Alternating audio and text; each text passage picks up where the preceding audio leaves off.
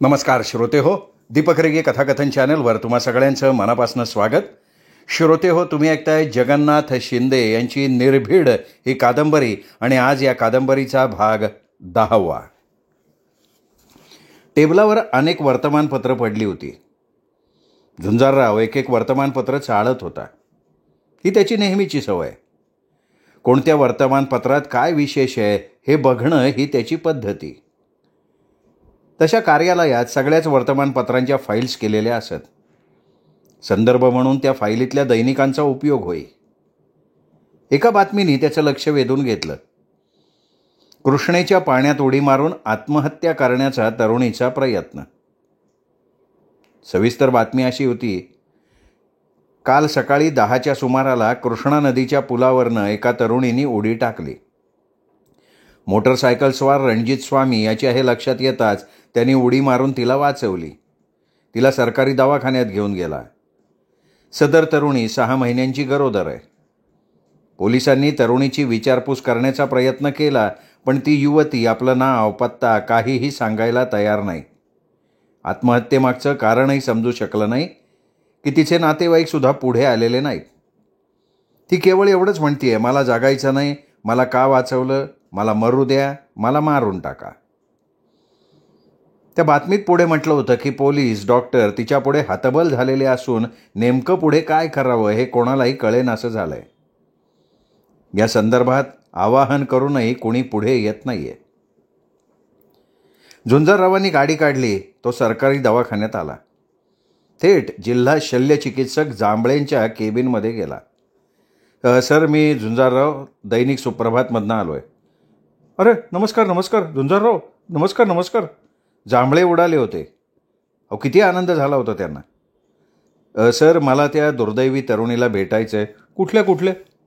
कृष्णा नदीत उडी मारून आत्महत्या करण्याचा प्रयत्न करणाऱ्या तरुणीला. झुंजारराव, आम्ही आमच्याकडनं कसली कसूर नाही ठेवलेली. जातीनं मी 2-2 तासांनी तिच्या रूममध्ये जाऊन माहिती घेतोय. नाही, तुमच्याविषयी तक्रार नाही आहे. मला तिच्याशी बोलायचं आहे. पण ती बोलली पाहिजे ना, बोलली पाहिजे ती. इन्स्पेक्टर येऊन गेले, पण तिचा आपला एकच ठेका, मला जागायचं नाही. हां, म्हणूनच मी आलो आहे. तुम्ही कोण? म्हणजे तिचे नातेवाईक? हां, नाही, नातेवाईक नाही. मग कशी बोलणार तुमच्याशी ती? मी करीन तिला बोलतं, माझा विश्वास आहे. मग तुम्हाला भेटायला काही हरकत नाही, पण मला नाही वाटत तुमची शस्त्रक्रिया यशस्वी होईल. खरंच नाही वाटत मला. बघूयात तर खरं. मग चला, मी येतो बरोबर. चला. नाही, नको, तुम्ही येऊ नका आणि तिच्या रूममध्ये इतर कोणालाही पाठवू नका. पोलीस आहेत बाहेर आहेत पोलीस. नाही, ते सुद्धा मला नको आहेत. मग ठीक आहे. Special room number 7 number special room. Jhunjarrao room number 7मध्ये आला. आल्या त्यांनी दरवाजाला आतनं कडी घातली. ती तरुणी घाबरली. नदीत उडी मारताना जी घाबरली नव्हती, ती घाबरली होती. याचा अर्थ मृत्यूला ती आता भीत होती. तिला जागायचं होतं. आत्महत्या करण्याला सुद्धा बळ असावं लागतं. ते विशिष्ट वेळी निर्माण होतं. तो क्षण गेला की माणसाला जागायचं असतं. हे बघ, घाबरू नकोस. मी तुला काही विचारणार नाही, काहीही करणार नाही. तुझा भाऊ म्हणून मी तुझ्या मदतीला आलो आहे. आता मी आलो आहे ना, सगळं व्यवस्थित होईल. मी मदत करीन तुला. ती अजूनही अविश्वासानं त्याच्याकडे बघत होती. त्यांनी ओळखलं, घाई केल्याने विश्वास निर्माण होणार नाही आणि विश्वास निर्माण झाल्याशिवाय ती खरं बोलणार नाही. तुला पाणी देऊ? नाही, नको. एक शब्द बोलली होती ती. खूप यश आलं होतं. हे बघ, मी पोलीस नाही, साहेब नाही. मी तुला भेटायला आलो आहे सहज. मला तुझ्याकडून काहीही माहिती नको. मी फक्त तुझ्याशी गप्पा मारणार आणि जाणार. ती थोडी निवळताना दिसत होती. चहा मागवू आपल्या दोघांना? नको. ठीक आहे, तू नाही पिणार तर मलाही नको. भाऊ म्हटल्यावर बहिणीसाठी चहा नको का सोडायला? नाही, तुम्हाला प्यायचा असेल तर तुम्ही प्या. नाही, नको. तुझ्यासारख्या बहिणीपुढे चहा महत्त्वाचा आहे का? ती गप्प. झुंजाररावही शांत. कशी बोलती करावी काही कळेना. तो विचारात. का आलाय तुम्ही इथे? तिचा प्रश्न. सहज, तुला भेटायला. कोण आहात तुम्ही? तुझं नाव कुठे सांगितलं? शांता. माझं झुंजार. आडनाव? झुंजारराव माने. मी शांता तांबे. आता हे सांग तायडे, तू आत्महत्या का करायला निघाली होतीस? मला नाही जागायचं. कारण? नाही ना, मला जागायचंच नाही. तेच म्हणतोय मी, मरायचं कारण काय? मला जगायचं नाही एवढं खरं. ठीक आहे, ठीक आहे, भावापासून लपवणार असेल तर तुझी मर्जी. ती डोळे पुसत नाक ओढत राहिली. हे बघ, विश्वास ठेव. पाहिजे तर तुझी मैत्रीण समज मला. मी भाऊ म्हणून पाठीशी उभा राहीन तुझ्या. ती फक्त रडत राहिली. झुंजाररावने विचार केला, जखम चिघळवण्यात काही अर्थ नाही आहे. तिच्या कलानं घ्यायला हवं. हे बघ तायडे, रडू नको, शांत बसून राहा. मी संध्याकाळी येईन. काय आणू तुझ्यासाठी? नका येऊ तुम्ही. मी तुला एकही प्रश्न विचारणार नाही. आपण इतर बोलू. मी फक्त माझ्याबद्दल बोलीन, तू फक्त ऐकत राहायचं. बोल, काय आणू तुझ्यासाठी? विष. तायडे, तू बघ अशी आहेस ना. ठीक आहे, येतो मी. आणि हेही लक्षात ठेव, पोलीस डॉक्टर तुला आता एकही प्रश्न विचारणार नाहीत. तू शांत पडून राहायचं. येतो. झुंजारराव दार उघडलं तर दारात डॉक्टर. हे बघा डॉक्टर, माझ्या तायडीला एकही शब्द बोलायचा नाही, काही विचारायचं नाही. पोलिसांना सुद्धा सांगून ठेवा. त्यांनी दरवाजा लोटून घेतला. हरलत ना झुंजारराव, तुम्ही हरलत ना? नाही, तुम्ही फक्त एक करा, इन्स्पेक्टर किंवा तुम्ही तिला काहीही विचारू नका. हो, तिचे पालक गुन्हेगार शोधायला नको का? शोधायला हवेत ना ते. हे बघा, ती जबाबदारी माझी. मी 7 वाजता येतो. झुंजाररावांनी संबंधित इन्स्पेक्टरांना तसा फोन केला. ते म्हणाले, झुंजारराव, तुम्ही हस्तक्षेप केला आणि उद्या तिने काही जीवाचं बरं वाईट केलं तर? मग ती पूर्ण जबाबदारी माझी. आपण तरी फक्त आज रात्रीपर्यंत. हां, मग ठीक आहे. झुंजारराव निघाला. तो त्या कृष्णा नदीवरच्या पुलाजवळ गेला. दुःखाच्या भरात अशा घटना घडतात. या भराला विशिष्ट वेळ असतो. घटना घडल्यानंतर काही काळ त्या मनस्थितीत माणूस असतो. याचा अर्थ या तरुणीचं गाव जवळपास असणार होतं. तो लगेच शेजारच्या गावात गेला, चौकशी केली. तांबे आडनावाचं कुटुंब त्या गावात नव्हतं. अधिक चौकशी केली तेव्हा समजलं, मळ्यात पाटलांकडे सदू तांबे काम करतो, मळ्यातच राहतो. झुंजारराव मळ्यात गेला. आपण तांबे? या प्रश्नाने तो घाबरला. शांता तांबे, तुमची कोण? मेली ती. कोणी नाही आमची ती. तुम्ही सरळ बोलताय का नाही? मेली म्हणतो ना मी. झुंजाररावनी खाडकन त्याच्या तोंडात मारली. सदू तांबे बोलता झाला. पिढ्यानपिढ्या आमच्या कुटुंबात असं घडलं नव्हतं. शिकती म्हणून कॉलेजला पाठवलं, तिथं ही हे शिकली का? ते कार्ट गेलं पळून, काळं तोंड करून आली घरी. मग मी लाथाडली, काढली घरातनं बाहेर. तिला भेटायला येणार? दवाखान्यात आहे ती. ती मेली, आम्हाला कोणी येणार नाही तिथं. आणि पोलीस आले तर त्याच पुलावरनं उडी टाकायला आणि जीव दिल मी. ठीक आहे. आता खऱ्या अर्थानं झुंजाररावला तिचा भाऊ व्हावंच लागणार होतं. योगिताला बरोबर घेऊन तो रात्री दवाखान्यात गेला. जाताना मुद्दाम त्यांनी फळं घेतली होती. काही घडलंच नाही असा अभिनय करत तो म्हणाला, आय तायडे, वेळ मजेत गेला ना? ती बोलली नाही.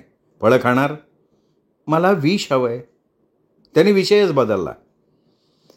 मी म्हणालो होतो ना माझ्याबद्दल, तर ऐक, मी झुंजारराव.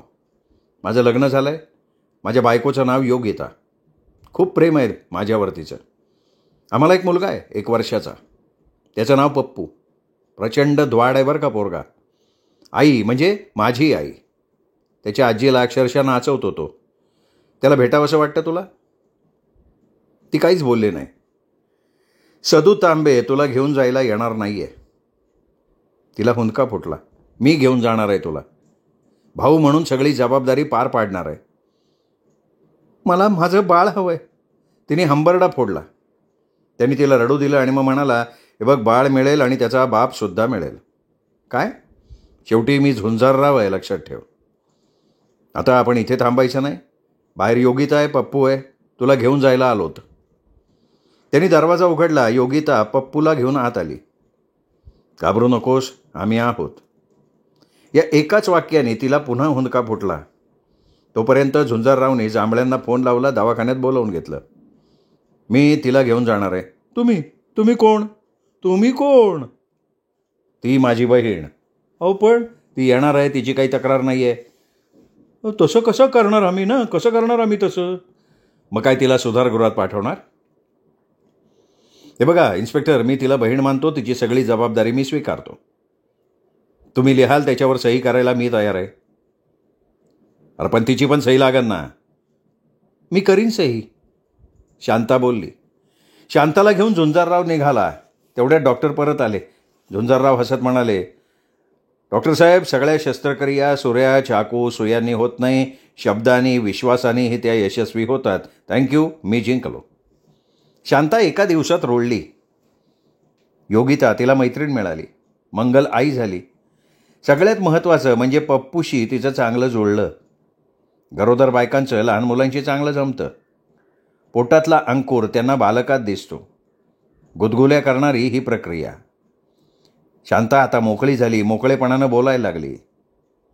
शांता कॉलेजमध्ये जात असे. तशी घरची परिस्थिती फाटकी, पण शिकायची तिची जिद्द. बाप सदू तांबे पाटलाकडे गडी, 2 पोरं बायको, 5 माणसाचा संसार एकट्या सदूच्या घामावर. घाम अपुरा पडे तेव्हा रक्तावर संसार, ओढा ताण. अशा परिस्थितीत तिची ओळख जतीनबरोबर झाली. जतीन रसिक माणूस, दिसण्यात स्मार्ट, हात मोकळा. मोबाईलच्या दुकानात कामाला. घरी पैसे देणं नाही, कमवायचा उधळायचा. शांता त्याच्या जाळ्यात अडकली, फसली. लग्नाचा तगादा लावला तर टाळाटाळ सुरू केली. 5-6 महिन्यांचं पोट दिसत होतं. सदू तांबे आणि त्याची बायको कातावत होती, पण शांता शहाणी. अजूनही जतीनमध्ये जीव अडकवून बसलेली. त्यांनी पलायन केलं. आईबापांनी बाहेर काढलं. आत्महत्येशिवाय मार्ग नव्हता. सांगणार कोणाला? इकडे आड तिकडे विहीर, नदीशिवाय मार्ग नाही. झुंजाररावनं जतीन आव्हाडला शोधायचा प्रयत्न सुरू केला. जतीनचं पूर्ण नाव जतीन पंढरीनाथ आव्हाड, राहणार महू. झुंजारराव महूला गेला, पण घर शोधणं कठीण नव्हतं त्याला. तो घरी गेला. नमस्कार. पायजमा शर्ट घातलेल्या माणसानं पाहून न पाहिल्यासारखं केलं. मी झुंजारराव, जतीनला भेटायला आलो आहे. तरीही त्याचं दुर्लक्ष. कुठे आहे जतीन? केला ना लापडा. वाटलंच होतं मला. देवटा नीट जगूच येणार नाही. गिण्णी नको आम्हाला, तुझं तू बघ, आमच्याकडं काही लफडा आणू नको म्हणलं होतं त्याला. केली ना काहीतरी भानगड केली ना. झुंजारराव ऐकत राहिला. मी हा असा वायरमन होतो. खांबाव शॉक बसला, एक बाजू गेली. आता काय निस्तरणार मी? आत्ता कुठे असेल तो? आम्हाला मी आला होतो. आमचा त्याच्याशी काही संबंध नाही. अगदी धावा घालून मोकळा झालो मी. पहिलं अजून पूर्ण नाही झालं. मारतोय पोलीस स्टेशनला चक्रा. आता काय माझ्यात बळ नाही. मारा, हातपाय मोडा, मी ब्र म्हणणार नाही. म्हातारा पुरा वैतागलेला दिसत होता. जतीनच्या लीला समजून घ्याव्यात म्हणून झुंजाररावांना विचारलं, इथे काय करामती केल्या तुमच्या जतीनने? म्हाताऱ्याच्या चेहऱ्यावर सांगू का नको सांगू असे भाव दिसले. मग ते बोलायला लागले. कुत्र्याची अवलाद हो. या पोरीची खोडकाड, तिच्या मागं लाग, 1 का 2. गावात सन्मानानं राहिलो, वर नजर नाही केली, पण या कारठ्यामुळं खाली बघायची वेळ आली. साधारण कुठे भेटेल तो? काय पुण्यात कात रजला असतो म्हण. मी तर त्याच्या नावानं आंघोळ करून मोकळा झालो. मी विचारपूस केली नाही आणि करणार बी नाही. झुंजारराव उठला, निघाला. झुंजारराव पत्रकार. बातमी पलीकडे काय संबंध होता त्याचा या घटनेशी? शांता नातेवाईक नव्हती. का विकतचं दुखणं घेतलं त्याने? मानसिक त्रास, आर्थिक नुकसान, वेळेचा अपव्यय. आता शांता घरी आल्यापासून मंगल लेकीचे लाड हौस भागवून घेत होती. डिंकाचे लाडू, साजूक तूप, 10 प्रकारच्या भाज्या, सगळं मऊ मऊ गरमागरम. आणि आग्रहानं योगिताची नवी साडी शांताच्या अंगावर दिसत असे. सकाळ संध्याकाळ फिरून होई. काय चाललं होतं हे? कशासाठी? माणूस हा संवेदनशील प्राणी आहे. या संवेदनशीलतेतनं माणुसकी जन्माला येते. माणुसकी असेल तरच तो माणूस. माणसाचा धर्म माणुसकी. झुंजारराव शांता तांबेत चांगलाच गुंतला होता. खरा माणूस होता. शांता तांबेला तो वाऱ्यावर कसा सोडणार? पुढे मागे आधार नाही, 10 दिशांना अंधार आहे. 7-8 महिन्यांची गरोदर स्त्री जाणार कुठे? लांडग्या कोल्ह्यांचं जग, घारवाडांचे थवेच्या थवे, कशी जगणार ती? हाडांचा सांगाडासुद्धा चवीनं चगळतील कोल्ही कुत्रे. माहिती अपुरी मिळाली होती. जतीन कात्रजला होता. कुठे होता, कोणाकडे होता माहिती नव्हतं. गंजीत सुई शोधण्यासारखं होतं. पण प्रयत्न करणं आवश्यक होतं. शांताचं काय, बाळाचं काय आणि स्वतःचं काय? माणसांना हजार जिभा असतात. कशीही वळवळते तिचं नाव जीभ. शेजारणी पाजारणी मंगलला म्हणत, कोण आणली हो ही तिसरी? लग्न तरी झालंय का? हिच्यामुळं पहिली गेली, दुसरी मैत्रीण झाली तिसरीची. नमुनाचे बाया. पोरी एकीचं लग्न दुसरीची, गरोदर तिसरी. नासकं कुचकं बोलणं. नवरा कामावर गेला की फावल्या वेळची करमणूक. आज जळमट, डोळ्यात कावीळ. झुंजाररावलाही त्याची झळ लागत असे. माणसं शिकली म्हणून सुसंस्कारित होतात असं नाही. टाय बांधतील पण गळा दाबतील. कोट घालतील पण बोटं दाखवण्यात धन्यता मानतील. झुंजारराव, बरं झेपतं गाड्या तुला. आम्हाला एक जड झाली, तू 3 सांभाळतो. झुंजारराव, पूर्वजन्मी तुम्ही नाबाब असणार राव. तुमच्या जनान खाण्यावरनं सिद्धच होतं ते.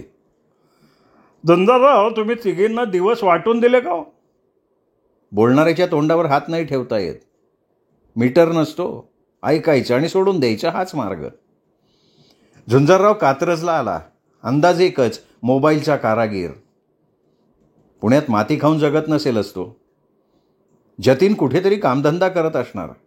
म्हणजेच तो मोबाईलच्या दुकानात काम करत असणार. दिसलं दुकान की झुंजार आत शिरे. शांतानं वर्णन सांगितलं होतं. त्या वर्णनाआधारे चेहरे तपासले जात होते. 10हून जास्त दुकानं पाहून गेली आणि वाटायला लागलं की बाज झालं. पोलिसांकडे द्यावं हे काम. परत फिरणार तेवढ्यात इंडिया मोबाईल बोर्डावर नजर गेली. शेवटचा प्रयत्न म्हणून तो आत गेला तर तोच चेहरा. शांतानं सांगितलेला तोच पेहराव, केशरचना. तिने सांगितल्यापेक्षा तो जास्त सुंदर होता. एवढाच काय तो फरक. त्याचं सौंदर्य हे त्याचं भांडवल. आपण जतीनावाड. तो केवढ्यांदा तरी दचकला. बारामतीला माझी मोबाईल शॉपी आहे. एकानं तुझं नाव दिलं, पत्ता दिला. म्हणाला नोकरीची आवश्यकता आहे. पगार किती द्याल? 25,000. वर राहायला रूम, जेवण, नाश्त्याची सोय. किंमत न मोजावी लागणारी आश्वासनं देण्यात तोटा नसतोच. आम्ही येईल पण आपण बाहेर बोलू. इथे तुमचे मालक आहेत. पावलेला चहा पाजून आलो असं म्हणत तो झुंजाररावाच्या मागे आला. बस गाडीत बस. गाडीत? अरे जरा चांगल्या हॉटेलात जाऊ. तो बसला. गाडी धावायला लागली. कात्रजच्या दिशेनं निघाली. निसर्ग धाबा मागे पडला. अहो, इकडं कुठं घेऊन चाललाय? झुंजारराव काही बोलला नाही. मी वरडी ना, उडी टाकेल मी. झुंजाररावनं गाडी उभी केली. जतीन पळून जायला लागला. झुंजाररावनं त्याला पकडला. अरे कोण आहे तुम्ही? का मागं लागला माझ्या? सगळं सांगतो. आधी सरळ बोलायचं, सरळ उत्तर द्यायचं. शांता तांबेला ओळखतोस? नाही. उलट्या हाताची एकच बसली. ओळखतो. तिला फसवून इथे मजेत राहतो तू? तिचा विचार केलास का? तो गाल चोळत उभा. गाडीत बस. तो तसाच उभा. तोडवीन, हातपाय मोडून टाकीन. बस. तो बसला. झुंजारराव गाडी चालवता चालवता त्याला शिव्या घालून बोलत होता, चिडला होता. पण तो मख्ख. त्याला घेऊन तो घरी आला. झुंजाररावनी त्याला शांताच्या पाया पडायला लावलं. 2 दिवस गेले. सर, मला नोकरी मिळाली तर? मी विचार करून ठेवलाय, उद्यापासून माझ्याबरोबर यायचं. झुंजाररावांनी त्याला आपल्या कार्यालयात नोकरी दिली. 4-6 दिवसात त्यांनी वेगळी खोली घ्यायचा विचार बोलून दाखवला. झुंजाररावांना तेही केलं. अगदी स्टोव, पातेलं, ताट, गादी, चादर सगळं नवं कोरं घेऊन दिलं. मंगलनं चटणी मिठापासून बांधून दिलं. सगळा संसार उभा केल्यावर लग्न लावून दिलं. आशीर्वाद देताना झुंजारराव म्हणाला, उतलास, मातलास, गुण उधळलेस, माझ्या बहिणीवर अन्याय केलास तर हातपाय मोडायची संधी मी सोडणार नाही. दोन्ही पाय गुडघ्यातनं काढून टाकीन. जतीन घुम्या झाला होता. वाचा बसली होती. पोलिसांसमोर न वाकलेला गडी आडवा झाला होता. चांगलं काम केल्याचा आनंद काही वेगळाच असतो. तो अमूल्य असतो. जिल्हाधिकारी कार्यालयात मीटिंग होती. लोकप्रतिनिधी, शासकीय अधिकारी, पत्रकार, पोलीस खात्याचे पदाधिकारी अशी महत्त्वाची कायदा सुव्यवस्था या विषयावर मीटिंग झाली. झुंजारराव निघाला तेवढ्यात मागून आवाज आला. झुंजाररावनी मागे वळून बघितलं. शांता तांबे प्रकरणातला तपास अधिकारी इन्स्पेक्टर होता. तो जवळ गेला. झुंजारराव, काय झालं हो शांत तांबेचं? तसं म्हणा काय वाहणार, पण तुम्हाला राव कायमची मोलकरीण मिळाली बरं का. आता आयुष्यभर उपकाराच्या वाजाखाली ते काम करणार. लय चांगला डाव खेळला राव तुम्ही. झुंजाररावाचा राग मस्तकात गेला होता, पण त्यांनी संयम ठेवला. त्यांनी विचारलं, आता तुमचं पुढचं नियोजन म्हणजे महत्त्वाचं काय? नाही तसं काय नाही आता. मग बसा माझ्या गाडीत. अहो पण माझी गाडी आहे ना. पोलीस स्टेशनवर ड्रायव्हर घेऊन जाईल. तुम्ही चला बसा. काय विशेष असल्याशिवाय आग्रह करतोय का? झुंजारराव म्हणजे छपरी माणूस, चला करमणूक तरी होईल असं मनाशी ठरवून इन्स्पेक्टर झुंजाररावाच्या गाडीत बसले. गाडी सुरू केल्यावर झुंजाररावनी प्रश्न केला, शांता तांबेचं तुम्ही काय केलं असतं? काय तक्रार दाखल करून घेतली असती आणि जाऊ दिलं असतं तिला? म्हणजे वाऱ्यावर. कुठे गेली असती ती? आई वडील पुढे येत नव्हते आणि तो मुलगा गायब होता. अहो आधारगृहात नाही तर सुधारगृहात ठेवला असता. त्या मुलाचा शोध घेत राहिलो असतो. समजा महिनाभरात तो मुलगा सापडला असता. आम्ही त्याला रिमांड काढला असता. त्यांनी वकील दिला असता. पाप नाकारलं असतं. असं कसं होईन? कोर्टात मुलत्याचंही सिद्ध करता आलं असतं ना. पण त्याला काळ किती लागला असता? साधारण 1-2 वर्ष तरी. म्हणजे कदाचित त्याच्यापेक्षा बी जास्त. म्हणजेच त्या मुलाचा जन्म सुधारगृहात किंवा अनाथाश्रमात झाला असता. आणि इन्स्पेक्टर, ती मोकळी होताच तुमच्या खात्याची रोज शिकार झाली असती. झुंजारराव, ओरडू नका हो. अनाथ तरुण स्त्रियांचं काय होतं मी सोदाहरण तुम्हाला दाखवू शकतो. तुरुंगातली अनेक पापं मांगल्यानं झुंजाररावांना सांगितली होती. झुंजाररावांना गाडी उभी केली. या या या. इन्स्पेक्टर झुंजाररावाच्या मागे चालत राहिले. झुंजारराव एका खोलीत शिरला. या साहेब आत या. इन्स्पेक्टर आत आले. इन्स्पेक्टरला बघून घाबरलेली शांता आणि जतीन बाहेर आले. साहेब, ही शांता आणि हा तिचा नवरा जतीन. काय म्हणताय? इन्स्पेक्टरना आश्चर्याचा धक्का होता. इन्स्पेक्टर, स्वार्थ कोणाला नसतो, पण कधी कधी स्वार्थाहून माणूस अधिक त्याग करतो. झुंजारराव, तुम्ही माणूस नाही राव, तुम्ही तर देव आहे. शांता, तायडे चहा ठेव साहेबांना. इन्स्पेक्टर साहेब भारावून गेले होते. देवाची मूर्ती भक्ताबरोबर बोलायला लागली तर जशी अवस्था भक्ताची होते ना, तशी अवस्था इन्स्पेक्टरची झालेली होती. एक दिवस जतीन धावत आला. काय झालं जतीन? सर, शांताच्या पोटात दुखतंय. आलोच. असं म्हणत झुंजाररावांनी योगी त्याला तयार व्हायला सांगितलं. गाडी घेतली. शांता आणि जतीनला घेऊन दवाखान्यात आले. प्रसूतीला 6 तासांचा अवधी होता. पण झुंजारराव दवाखान्यातनं हलला नाही. स्वतःचं ऑफिस विसरला. मुलाला, आईला विसरला. 6 तासांचा वेळ संपला तसा झुंजारराव चिंताक्रांत झाला. तो डॉक्टरांना स्वतः भेटला. डॉक्टर, बसा ना झुंजारराव. डॉक्टर, मला सांगा, शांताची डिलिव्हरी? ती कोण तुमची? धाकटी बहीण. तिचे मिस्टर बाहेर होते, पण एवढ्यात कुठेतरी गेलेत, येतील. आम्हाला त्यांच्याशी बोलायचं होतं. मी आहे ना. तसं म्हणजे माझ्याशी बोला. पाहिजे तिथे सह्या घ्या. पैशाचा विचार करू नका. नाही, केस जरा गुंतागुंतीची आहे. म्हणजे? किती घाबरलाय तुम्ही? आम्हाला म्हणायचं आहे की बाळंतपण नॅचरली होणार नाही, सीझर करावं लागणार. आम्ही सीझर टाळण्यासाठी प्रयत्न करतोय, पण नाही करा. पण ती अशक्त आहे हो. तिला रक्तही. माझा रक्तगट बघा. मग ठीक आहे, इथे आणि दुसरी इथे सही करा. डॉक्टरांनी दिलेल्या फॉर्मवर झुंजाररावांनी सह्या केल्या. हे जेव्हा योगी त्याला समजलं तेव्हा तीही काळजीत पडली. जतीन जो कुठे गेला होता तो परत आलाच नाही. झुंजारराव आणि योगिता रात्रभर जागले. पहाटे शांता प्रसूत झाली. मुलगा झाला. जतीनला ही आनंदाची बातमी कळवण्यासाठी झुंजाररावानं अनेक वेळा रिंग केली, पण जतीनला फोन लागलाच नाही. तो रात्री ऑफिसलाही गेला नव्हता. जतीन सकाळी 11च्या दरम्यान आला. आंघोळीसाठी झुंजारराव घरी गेला. मंगलनं रात्रभर बाळानं दिलेल्या त्रासाबद्दल सांगितलं, पण झुंजाररावानं सिरियसली नाही घेतलं. त्याच्या डोळ्यापुढे ते एवढंसं बाळ दिसत होतं. शांताच्या चेहऱ्यावर वाहणारा आनंद दिसत होता. जतीन दुसऱ्या दिवशीही गायब, दुसऱ्या रात्रीही गायब. तिसऱ्या दिवशी तर संध्याकाळच्या सुमारालाही तो फिरकला नाही. मग मात्र झुंजाररावांनी त्याला आपल्या केबिनमध्ये बोलवून घेतलं. जतीन, कुठे असतोस तू? कुठं म्हणजे? त्यांनी काखा बगला वर करून टाकल्या. रात्री दवाखान्यात तू थांबला नाहीस. मी खोली होतो. ठीक आहे, रात्री जागरण झालं का? तशी झोप येतच नाही ना. बरोबर आहे. बायको दवाखान्यात, तिची काळजी. तो गप्प. शिल्पा कोढाळकर रात्रभर तुझं सांत्वन करत होती का? कोणी सांगितलं? काय पण खोटं उठवतात. मी खरं खरं बोलतोय. ती खोलीवर आली होती याचा अर्थ तसा नाही होत ना. मी तेच म्हणतोय ना. ती सांत्वन करायला आली होती. बायको दवाखान्यात होती, तू धाय मोकलून रडत होतास म्हणून ती आली. हे बघा, तिचा माझा काही संबंध नाही आणि यापुढे असणारही नाही. आजच मी तिला नोकरीवरनं काढून टाकलंय. सर, तसा हा अन्याय आहे. माझ्या दृष्टीनं न्याय आहे. वागण्यात फरक झाला तर मी तुलाही काढून टाकू शकीन. जतीन गप्पच झाला. अरे, बायको बाळंत झाली की झोपायला मिळालं नाही म्हणून तू शिल्पाला चिकटला. आहेस कोण तू? माणूस आहेस का कुत्रा आहेस?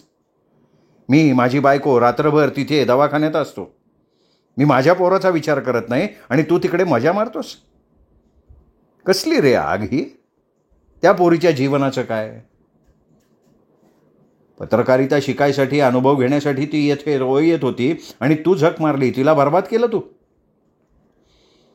माझं चुकलं सर, पुन्हा नाही असं वागणार. शांताची शपथ.